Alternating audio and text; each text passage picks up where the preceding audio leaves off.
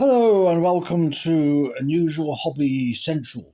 And the focus tonight is a man who is so unusual, you're going to be astonished how strange he is, and his hobby especially. Okay, would you like to introduce yourself to our viewers, please? Of course, my name is Nigel Kinnock. Nigel Kinnock, okay. I see you've got a bald patch there, Nigel. And what's your unusual hobby? I like to pretend I'm disabled. Pretend you're disabled. Wow. How did this start? It started when I was watching The Rain Man. I was just watching it. It was just an ordinary film on a Saturday afternoon. And then Dustin Hoffman started slapping himself on the head. I thought there's a game in that. There's a pretty penny to be made. And have you made a pretty penny from it? I made more than a few pretty pennies from it in false allegation claims. Oh, has anybody important pursued you? Not so much. It's just your average Joe. I mean, the usual setup will be like this. I will get into my electric scooter, which I bought off eBay, and I will go into a populated area like a train station, one which is pretty busy. And then I'll direct my electric chair at somebody who's walking past. And I'll put them straight into their shins. As they turn around, I'll go...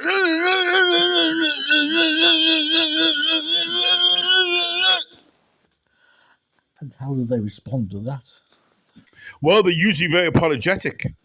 And at first they're angry, and then they realise that they're talking to a disabled person. And so they sort of just huff and sigh and then walk off. And they go straight to the back of their thighs. Wow. Do you have to work out to do this? The only thing I have to work out is who I'm going to bump into. Because as soon as I'm going to the back of the thighs, they turn around and all that game. So what's the buzz you get from this, would you say? It's a disability buzz. It's the best buzz you can get. Because I'm there. Put it this way. When I'm in the house, I'm often practicing ballet, break dancing, gymnastics. But as soon as I go at the house, I'm in the just using one hand, which I curl up in that little knotty fisty way. So you have quite the double life. I mean, do you ever post your acrobatics online? Oh, yes, live streaming super chats with the disability mobile, the loser mobile. Oh, that's a great one. I mean, if I go to a shop and it's, let's say, a Pakistani shop, and I'll ask for something, and, well, they'll ask me what I want, I'll just go, and they'll go, what? And sometimes I can wait 10, 15 minutes of their time. Well, all the time, my live stream, which is going on behind my glasses, going lol, lol, laughy face, super chat. So you're quite the joker. Quite the joker. I'm very active in goon caving at home, but once I'm out and about, I'm the life of the party. Recently, I wanted to up my game, so to speak. I noticed the super chats weren't flowing in quite like they were. So I went to hospital. And I went to accident and emergency. And the nurse and the reception said, what do you want? And I was able to like flip over my chair, and obviously the live stream's going lol, lol, lol, laughy face, super chat. But anyway, they picked me up and they brought me into the X-ray room. And they x-rayed me, they gave me a CT scan. I estimated, after looking at ChatGPT, they must have spent at least £5,000 in the amount of just stuff they were doing to look at what was wrong. And at the end, the doctor came in and he says, I'm very sorry, we haven't been able to find out what's wrong with you. And I just stood up and just walked out.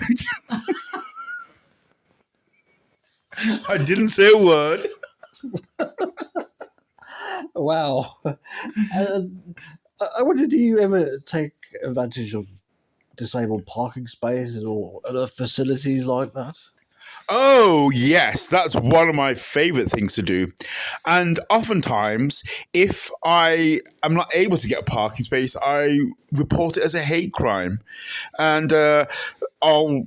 It was the great thing about we're living in a very much a wondrous age of AI and AI filters, and so I'll just take a few subtle videos of a person parking the car, and I'll put it through the AI, and I'll have them all of a sudden shouting disabled abuse at me.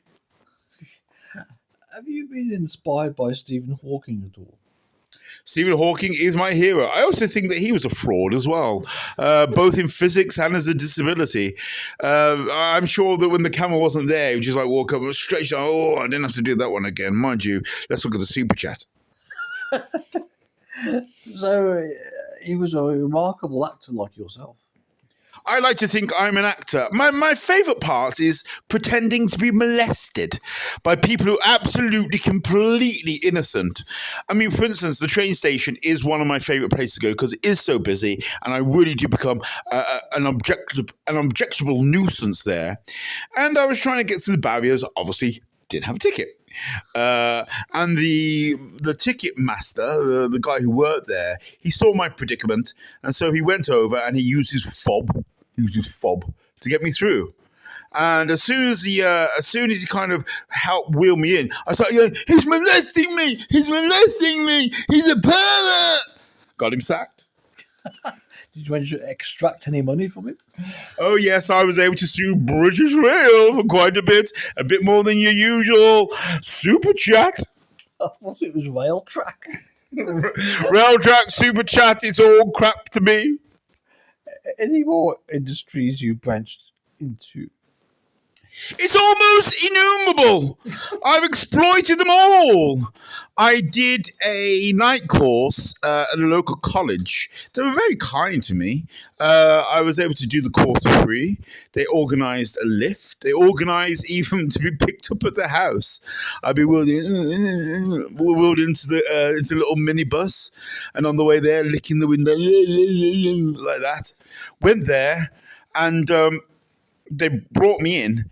And would you know what the course was? No, I don't. Flipping ching chang chong. They expected me to learn ching chang chong. So I was like, ching chang chong. Well, do you think you'll be remembered for all this chicanery? Oh, yes. Every person who's come across me remembers me. I've had false allegations. I've had hate crimes. All of these things have been completely fabricated against innocent people because I really enjoy being a nuisance and a burden.